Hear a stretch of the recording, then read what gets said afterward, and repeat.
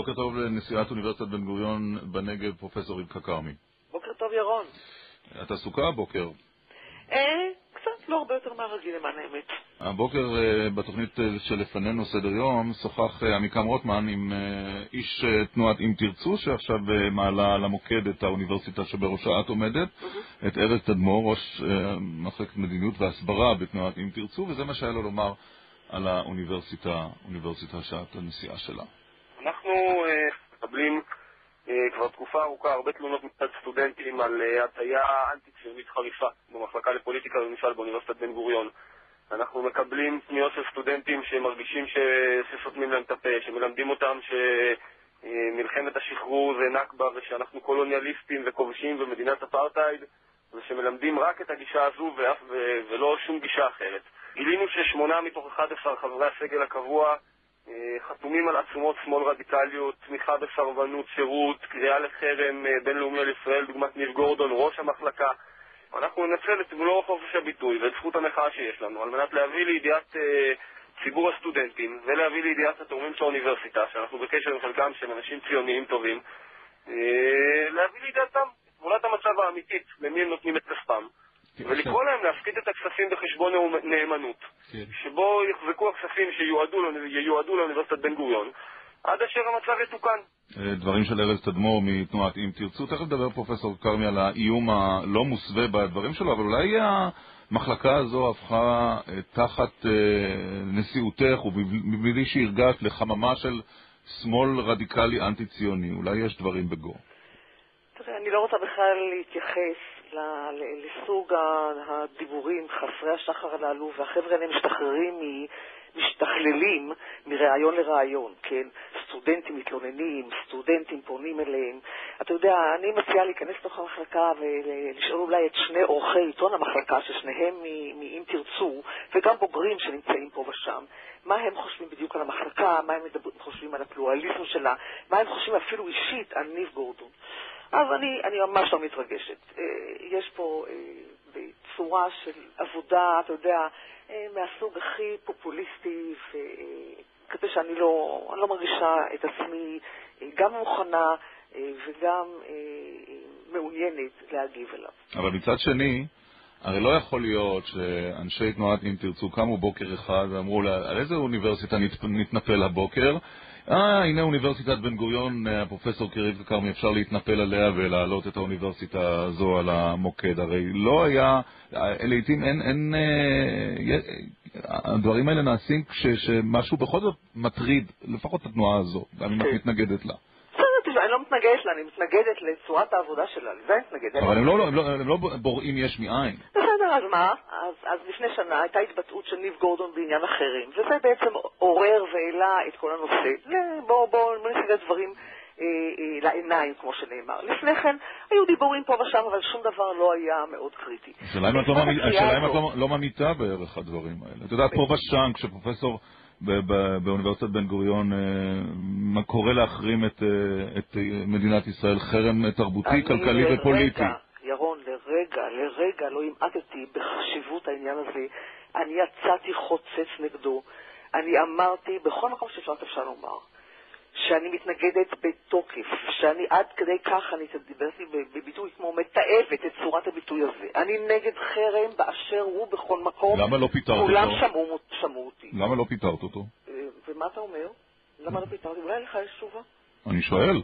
קודם כל, אין שום אפשרות בעולם לפטר אדם בגלל דעותיו, ואני שמחה וגם מאושרת. זה לא כל כך מדויק. במדינה דמוקרטית, שבה אדם שיש לו קביעות במקום עבודה, לא יכול בגלל דעותיו האישיות הפוליטיות להיות מפוטר. הנה דוקטור ירוחם לויט באוניברסיטת בן גוריון, פוטר בגלל דעותיו, הוא אמר משהו שלא מקובל, הוא אמנם תושב קריית ארבע, אבל אני מניח שאין לזה קשר, הוא דיבר על פגם של הומוסקסואלים, אמר דבר חריג, ועבודתו הופסקה.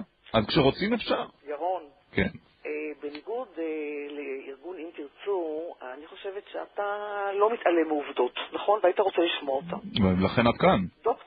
דוקטור ירוחם לויט הוא גמלאי האוניברסיטה. הוא יצא לגמלאות, קיבל את כל זכויותיו כגמלאי, ולאחר שיצא לגמלאות, שכרו אותו כמורה מן החוץ ללמד בקורס.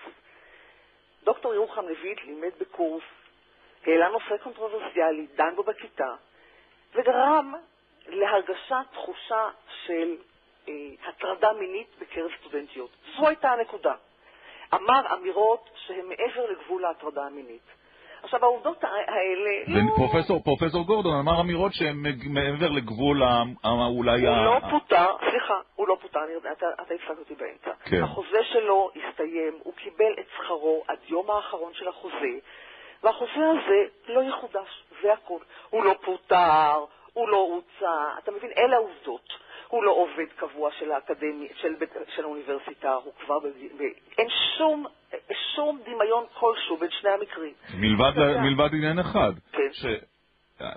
ועל כך לא קיבלתי תשובה. כן. שעמדה אחת שהיא לא מקובלת והיא חריגה, מרצה בדרך מקובלת על פי הכללים של האוניברסיטה מפסיקים את הרצאותיו, ודעה אחרת שהיא מכיוון אחר שהיא לא מקובלת וחריגה, בשם, אני מניח, תאמרי החופש האקדמי, לא ניתן לפטרו.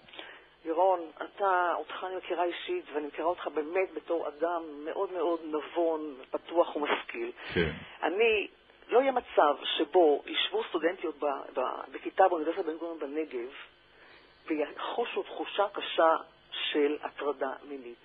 יש פה התנהגות של מורה בכיתה שהיא בלתי ראויה, בלתי מתקבלת על דעת, וכל אותם חוגים שכבר בדקו ועדת הוראה וועדה אתיקה וכך הלאה, כולם קיבלו את התיאור, את הטענה, אגב, שלא הוכחה על ידי המרצה.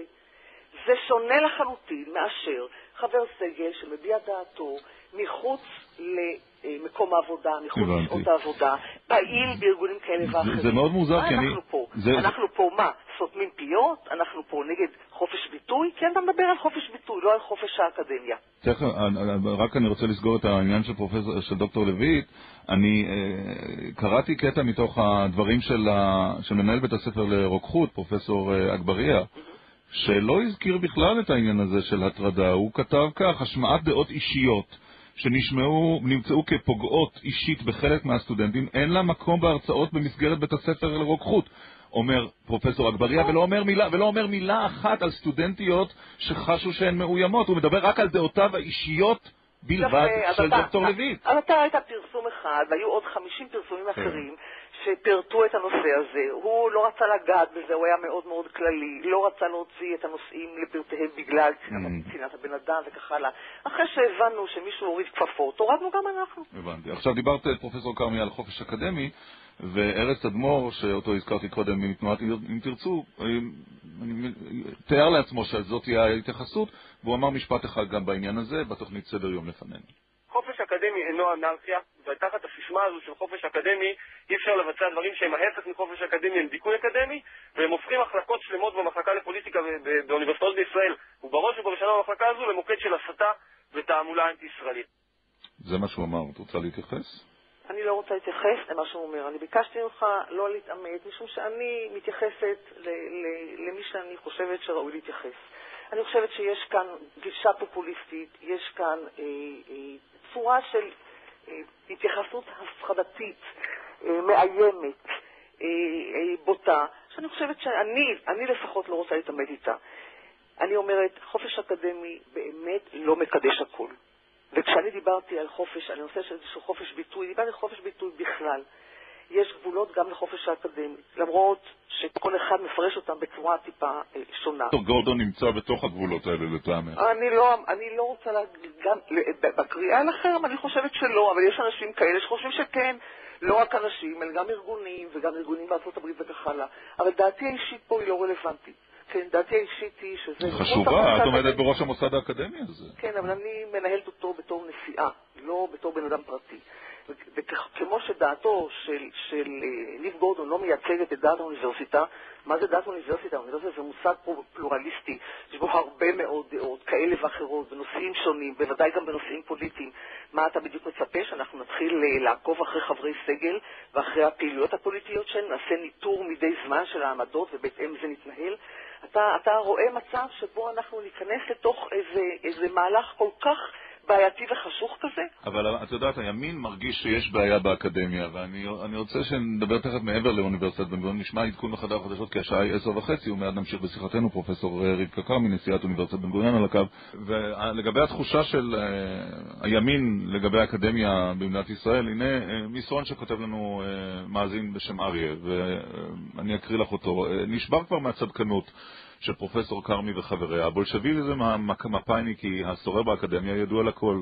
מדוע מקדמים את ניב גורדון שקורא לחרם? לא מקדמים איש ימין, פרופסור דן ברץ. מדוע מאיימים על דוקטור אודי אלבל שהעז לעזור לדוח אם תרצו? מפטרים מרצה שהתבטא נגד הומואים, אבל מקדמים מרצה שערבי שמזוהים אז מבשרה. אז יש תחושה שיש איפה ואיפה באוניברסיטאות, וזה חורג מהתחומים שלך כנשיאת אוניברסיטת בן גוריון. את יכולה להבין את התחושות האלה? ירון, תרשה לי, לא להתייחס לאמירות הללו שהן אינן מבוססות. אני מכירה את הנושא כמעט לפני ולפנים. האמירות האלה, אמירות פופוליסטיות ברמה השטחית ביותר, לא מתעניינות בעובדות. עובדות זה משהו ממש לא חשוב ואזוטרי בעיניהם. תאמין לי, כל אמירה מהסוג הזה מאחוריה עולם ומלואו. אני לא רוצה, פשוט לא מעוניינת, כי הדברים האלה הם לא אמיתיים, לא נכונים, הם פופוליסטיים, הם מקדמים פה איזושהי אג'נדה פוליטית ממדרגה ראשונה, ואנחנו, אתה ואני וכולנו נותנים לה במה מאוד מרכזית שהיא לא מגיעה לה, ואני חושב שצריכים להוריד את הדיבור הזה לאש קטנה, צריכים לראות את הדברים בצורה אמיתית, נכונה. אבל הייתה בעיה של תורמים שכעסו על הדברים של פרופסור ניב גורדון, ואת לא חוששת שהמהומה שמחולל עכשיו ארגונים תרצו עלולה לפגוע בתורמים שלך? תראה, התורמים מגיבים בוודאי, התורמים חשופים לאינפורמציה, ולצערי אינפורמציה מאוד מאוד מעוותת ומסולפת, כמו שאנשים יודעים להציג אותה, לצערי הרב מאוד.